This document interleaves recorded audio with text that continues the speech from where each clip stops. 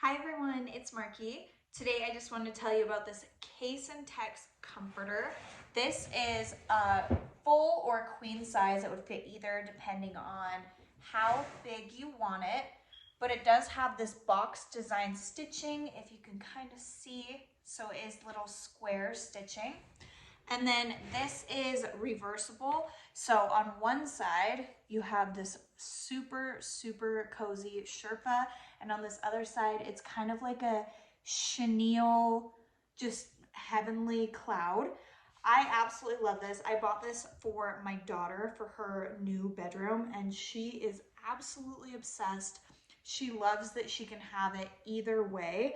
And it's so cozy. It's kind of more, I would say, like quilty than comforter because it isn't filled. It doesn't have like the two layers and then the filling in between. It actually is just kind of stitched together with these two different types of material. It is the softest thing in the entire world. It's so nice, and it is machine washable, and it holds up really well in the washer.